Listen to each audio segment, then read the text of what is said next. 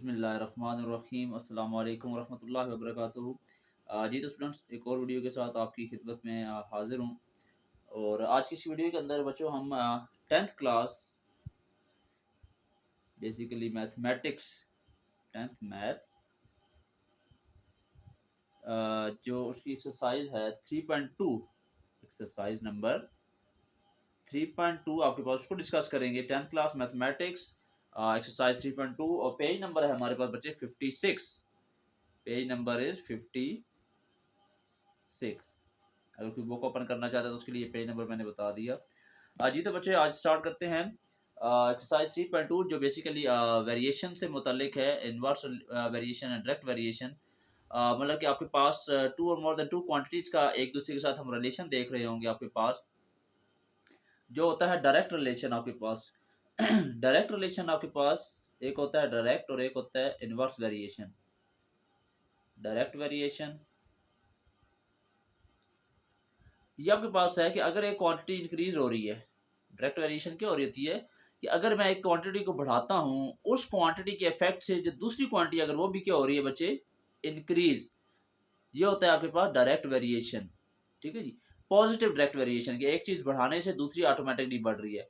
और एक और होता है नेगेटिव डायरेक्ट वेरिएशन की अगर मैं एक चीज को, एक क्वांटिटी को कम कर रहा हूँ, डिक्रीज कर रहा हूँ, और उसकी डिक्रीज करने की वजह से दूसरी क्वांटिटी भी आपके पास क्या हो जाए, डिक्रीज, तो ये भी है तो डायरेक्ट वेरिएशन, लेकिन नेगेटिव डायरेक्ट वेरिएशन है कि कमी हो रही है, एक को कम करो दूसरी भी कम हो रही है। नेगेटिव डायरेक्ट रिलेशन, एक चीज को बढ़ाने से दूसरी बढ़ रही है, ये होता है पॉजिटिव डायरेक्ट रिलेशन। ठीक है जी। और एक होता है बच्चे इनवर्स वेरिएशन, जिसमें हम एक्सरसाइज में पढ़ेंगे इनवर्स वेरिएशन। ये आपके पास है कि अगर मैं एक क्वांटिटी को बढ़ा रहा हूँ और उसके इफेक्ट की वजह से दूसरी क्या हो रही है, कम, या अगर मैं क्वांटिटी को कम कर रहा हूँ और उसके इफेक्ट की वजह से दूसरी क्या हो रही है, इंक्रीज, तो ये हमारे पास होता है बच्चे इनवर्स वेरिएशन। तो डायरेक्ट और इनवर्स का आपको क्लियर हो गया that whenever by increasing the quantity of one variable, uh, the other quantity also increases by the same ratio, वो होता है direct variation. and if by decreasing or any value and its effect on the other variable is that it start increasing, तो ये होता है inverse. तो इसी से मुतालिक ये मतलब बेसिक कंसेप्ट आपने लेकर इसको चलना है। और वेरिएशन का जो आपके पास सिंबल है आपके पास, वो ये सिंबल यूज होता है, ये वाला सिंबल हम यूज करेंगे वेरिएशन के लिए इक्वेशन में। डन बच्चे। तो स्टार्ट करते हैं क्वेश्चन नंबर 1। अगर आप देखें बच्चे गौर से तो कहते हैं क्वेश्चन 1 में if y varies, question number 1, if y, solution से स्टार्ट कर रहा हूं मैं, डायरेक्ट क्वेश्चन रिपीट नहीं कर रहा।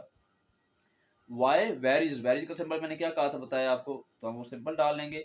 y वेरीज डायरेक्टली, डायरेक्टली आपके पास आए। अब इनवर्सली जब भी कहेगा ना आपके पास, तो इनवर्स का मतलब है जो क्वांटिटी उसका इनवर्स हो रही है आपके पास, रिलेट हो रही है, उस वैल्यू का 1 से डिवाइड करके लिखेंगे, कोई भी क्वांटिटी है। और अगर वो डायरेक्ट रिलेशन है आपके पास तो फिर 1 लिखने की जरूरत नहीं है, नोमिनेटर में अगली क्वांटिटी आएगी जिसके साथ इसका डायरेक्ट रिलेशन बनता है। तो y का डायरेक्ट रिलेशन किसके साथ है, x के साथ, तो ये इक्वेशन बनेगी y directly related to x। ठीक है जी। ये हमारे पास रिलेशन ये बन गया। तो हमने जब इक्वेशन सॉल्व करनी है तो सबसे पहला काम आपने क्या करना है, इस प्रोपोर्शनैलिटी सिंबल को, प्रोपोर्शनैलिटी को किस में कन्वर्ट करना है बच्चे, इक्वालिटी के अंदर। मतलब y प्रोपोर्शनैलिटी साइन खत्म हो जाएगा, इसकी जगह आएगा इक्वल का सिंबल। बट ये जो प्रोपोर्शनैलिटी सिंबल है, फर्स्ट स्टेप में जब आप इसको इक्वालिटी में कन्वर्ट करोगे तो इस प्रोपोर्शनैलिटी का इफेक्ट शो करने के लिए आप प्रोपोर्शनैलिटी कांस्टेंट लेकर आओगे। वो A B C D E F G H कोई भी और अल्फाबेट हो सकता है एक्सेप्ट वाई एंड एक्स। कोई भी वेरिएबल आप कांस्टेंट बना सकते हो, प्रोपोर्शनैलिटी कांस्टेंट। तो बुक के लिहाज से अगर हम चलें तो बुक वाले ने जो प्रोपोर्शनैलिटी कांस्टेंट है आपके पास, जब प्रोपोर्शनैलिटी को आप इक्वलिटी में कन्वर्ट करोगे तो उस कांस्टेंट की जो वैल्यू है वो क्या रखी है, के। तो ये बन जाएगा y is equal to k x. That is our equation number 1।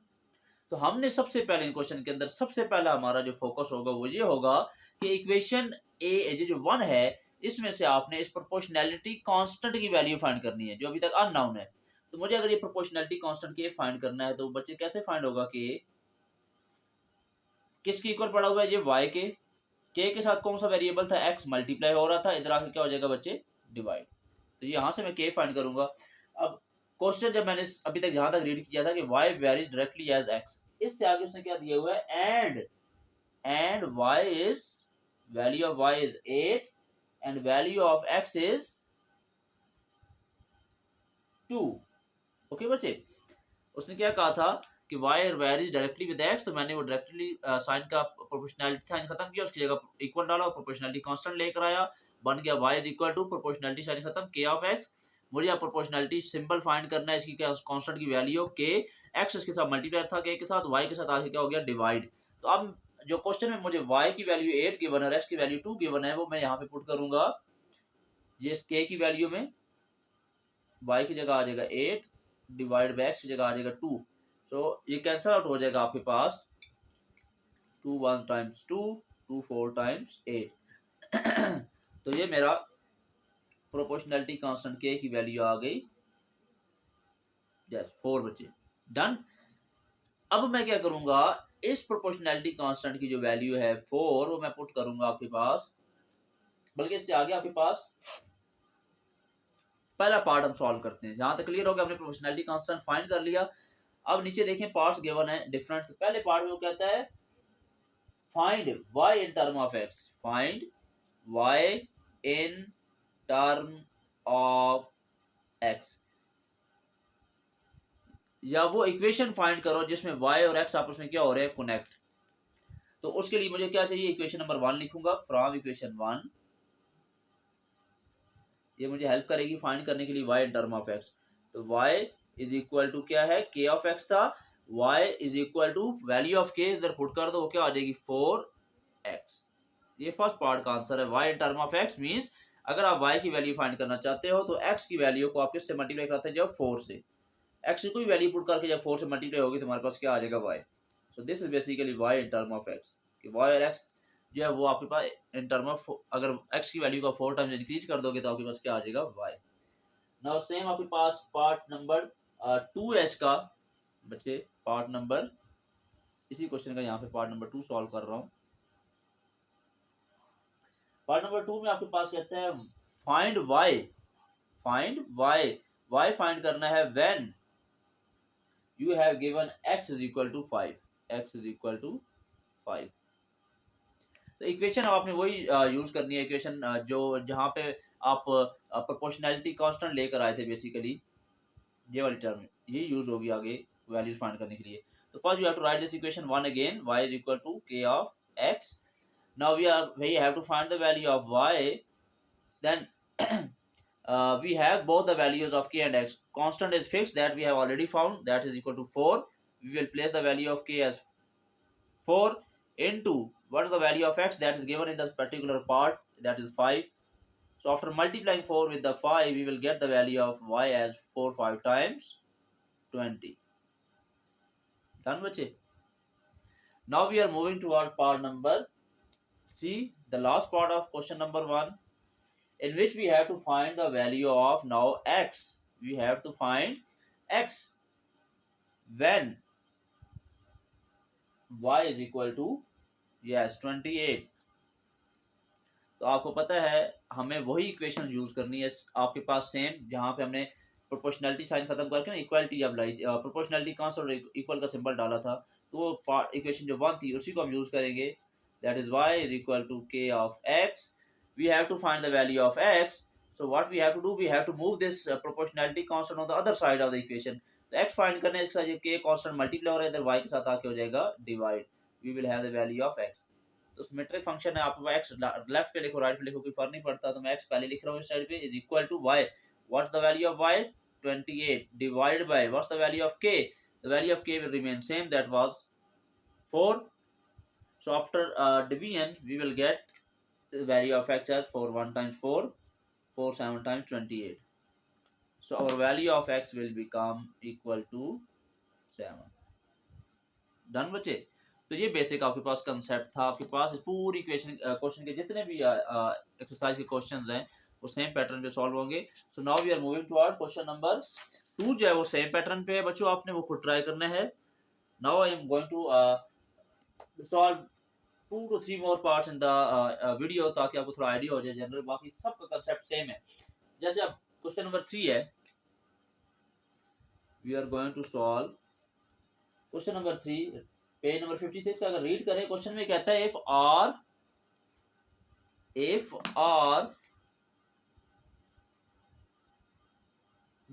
Is directly related to t, r is directly proportional to t. ठीक है जी। तो जब ये गिवन हो जाता है आपने, तो बाकी क्वेश्चन रीड करने से पहले सबसे पहले आपने यहीं पे जब आप सोल्यूशन स्टार्ट कर रहे हैं, इक्वेशन बन गई रिलेशन वाली की, दो वेरिएबल आपस में डायरेक्ट रिलेट हो रहे हैं इनवर्स, उसके फौरन बाद बच्चे आपने क्या करना है, you have to first remove this proportionality symbol and you have to place equal symbol, equality symbol with proportionality constant that is k. तो ये आपके पास देखें, आर प्रोपोर्शनैलिटी खत्म, इक्वालिटी आ गया और कांस्टेंट की जगह आ गया के इंटू टी। तो first we have to find the value of k. तो कैसे फाइंड होगा, के इक्वल है आर, टी इसके साथ मल्टीप्लाई था आपके पास, के इधर आके हो जाएगा divide. So now read the further part of the question. If r related to t and r is equal to 5, r की वैल्यू हमारे पास है बच्चे 5 and t is equal to 8, और टी हमारे पास क्या है 8। तो अब देखो, अगर गौर करो तो आपके पास जो इक्वेशन थी जिसमें दो ही आपके पास वेरिएबल थे आर एंड टी जो आपस में रिलेट हो रहे हैं, दोनों की अगर वैल्यू गिवन है, आर भी दे दी उसने टी भी दे दी, इट मींस कि अगर दोनों वैल्यू जो सबसे पहले गिवन होती है वो हमें गिवन होती है प्रोपोर्शनैलिटी कांस्टेंट की वैल्यू फाइंड करने के लिए इक्वेशन में। ठीक है, तो ये आपके पास इक्वेशन इसको 1 का था, इक्वेशन 1 में से हमने के अलग कर लिया, टी मल्टीप्लाई था, आर के साथ आगे डिवाइड हो गया। Now we have to place the value of r and t in this value of k. तो आर हमारे पास हो जाएगा 5 और टी हमारे पास हो जाएगा 8। तो 5 एंड 8 इवन और ये आपस में कैंसिल आउट नहीं हो सकते, तो ये हमारे पास वैल्यू है किसकी, के की। डन बच्चे। Now we are going to read further part of the question, remaining part. वो कहता है find the equation connecting r and t. पहला पार्ट हमारे पास क्या है, हमने वो इक्वेशन फाइंड करनी है, equation connecting, yes, connecting r and t, r and t, कि वो इक्वेशन फाइंड करो जहां पे आर और टी आपस में क्या हो रहे हैं, कनेक्ट। तो आपके पास r in term of t हो, जैसे हमने पिछले में y in term of x find किया था, या इक्वेशन कनेक्टिंग दो वेरिएबल्स, दोनों में हमने क्या करना है, वो जो इक्वेशन 1 हम बनाते हैं प्रोपोर्शनैलिटी सिंबल खत्म करके, जो हम लेकर आते हैं प्रोपोर्शनैलिटी कांस्टेंट, वो इक्वेशन यूज करनी है ये वाली, that is r is equal to k t. Simply you have to input the value of k in this. तो के हमारे पास 5/8 था, तो ये बन जाएगी equation r is equal to 5/8 t. ये इक्वेशन है जहाँ आपको आर को टी से कनेक्ट कर रही है। अगर आप टी को कोफिशिएंट 5/8 टाइम्स बढ़ा दें, इंक्रीज कर दें या मल्टीप्लाई करा दें, तो हमारे पास क्या आ जाएगा, आर। डन बच्चे। नाउ आगे वो कहता है आपके पास सेकंड पार्ट में, आल्सो फाइंड आर। हमें क्या फाइंड करना है, आर फाइंड करें जब आपके पास व्हेन टी इज 64। डन बच्चे। कहते हैं आर फाइंड करो अगर टी की वैल्यू आपके पास कितनी है, 64। तो सेम आपके पास हम क्या करेंगे, इक्वेशन वही यूज करेंगे, इक्वेशन थ्रू आउट 1 ही अब यूज होगी, सेम क्वेश्चन नंबर 1 की तरह, जस्ट वैल्यूज चेंज है। आर इज इक्वल टू हमारे पास है ये equation k t, we have to find the value of r, input the value of k that we have just found 5/8 into what's the value of t that's given in the particular part, 64. Now the 64 and 8 are dividing with each other। ठीक है, इसका nominator nominator में multiply होता है आपके पास, और denominator denominator में। तो इस 5 का डिनोमिनेटर 8 है वैल्यू का, 64 का कुछ नहीं है, तो वहाँ पे 1। तो क्रॉस में मल्टीप्लाई हो सकते हैं, अगर दरमियान में मल्टीप्लिकेशन का सिंबल है, फैक्टर मल्टीप्लाई हो रहे हैं, तो ऊपर नीचे या क्रॉस में कटिंग हो सकती है। तो ये आपके पास नजर आ रहा है आपकी 8 1 टाइम्स 8 एंड 8 8 टाइम्स 64। ठीक है जी, मल्टीप्लाई हो गए। So we will get the value of r is equal to 5 into 8. So after multiplication 5 into 8 we will get 40। Done बच्चे, आपके पास पार्ट नंबर 2 का आंसर था। Now same we have to solve part number 3। In part number 3 we have to find now t, उसमें कहते हैं ना and पे जो कह रहा है, and find t when r is equal to 20। So we have to use the same equation, this equation 1, r is equal to kt, r is equal to kt। Now we have to find the value of r, sorry t, we have to find the value of t। तो t आपके पास find करना है अगर आपके पास, तो t किसकी equal है, equation की दूसरी साइड पे t के r पड़ा है, k मल्टीप्लाई हो रहा है t के साथ, यहाँ पे आके हो जाएगा आपके पास k divide, and we will have the value of t। Now input the value constant values of r and k। r is given in this specific question, that is equal to 20, and k we have just found at the start of the beginning of the question, that was 5/8। So 20, इसका denominator आपके पास क्या है 1। अब ये बच्चे याद रखना, आपके पास के डिवाइड हो रहा है डिनोमिनेटर, और के की भी वैल्यू ऑलरेडी आपके पास है फ्रैक्शन की फॉर्म में। तो इसको अगर आपने सॉल्व करना है तो आप दोनों टर्म्स को आपने लिखना है फ्रैक्शन की फॉर्म में। तो आर का नोमिनेटर तो गिवन है 20, डिनोमिनेटर नहीं है तो मैंने लिख लिया 1। अब इस फ्रैक्शन की जगह ये जो डिवाइड है, पहले आर की वैल्यू पुट की, डिवाइड डिवाइड की जगह मैं ये सिंबल डाल देता हूँ डिवाइड। वैल्यू ऑफ के हमारे पास कितनी है 5/8। तो अगर टी फाइंड करना है आपने 20 डिवाइड बाई 1, इस डिवाइड को मैं चेंज करूंगा मल्टीप्लाई में। डिवाइड जब मल्टीप्लाई में चेंज होता है तो उससे अगली जो वैल्यू टर्म पड़ी होती है फ्रैक्शन वाली, वो आपके पास रेसिप्रोकल हो जाता है, डिनोमिनेटर नोमिनेटर में चला जाता है, नोमिनेटर डिनोमिनेटर में आ जाता है। सो 5/8 विल बिकम 8/5। नाउ ऊपर नीचे भी कटिंग हो सकती है, आपके पास दो टर्म मल्टीप्लाई हो रही है फ्रैक्शन वाली और क्रॉस में भी। तो ऊपर नीचे तो नहीं कट रहा, लेकिन क्रॉस में ये कटिंग हो रही है आपके पास 5 1 time 5 and 5 4 time 20। So we will have the value of t is equal to 4 8 times, yes, nominator आपस में मल्टीप्लाई होगा, डिनोमिनेटर आपस में 4 8 टाइम्स 32। डिनोमिनेटर में दोनों 1 है, 1 1 1, तो डिनोमिनेटर आपके पास लिखने की जरूरत नहीं होती, हर वैल्यू का बाय डिफॉल्ट डिनोमिनेटर 1 होता है। So we got the value of t is equal to 32। Done बच्चे। तो ये आपके पास स्टार्ट था हमारे पास एक्सरसाइज 3.2 का, जिसमें हमने क्वेश्चन को वेरिएशन को देखा कि इनवर्स डायरेक्ट वेरिएशन हो, उन क्वेश्चन को इक्वेशन को कैसे लिखा जाता है, प्रोपोर्शनैलिटी सिंबल को खत्म करके इक्वालिटी या कांस्टेंट कैसे आता है, उस कांस्टेंट की वैल्यू हम पहले कैसे फाइंड करते हैं, देन उस कांस्टेंट की वैल्यू को यूज करके आपके पास एक वेरिएबल की अगर वैल्यू गिवन हो तो दूसरे अननोन की वैल्यू हम कैसे फाइंड करते हैं। So these were some question number 1 and 3 basically that we have discussed in the particular video.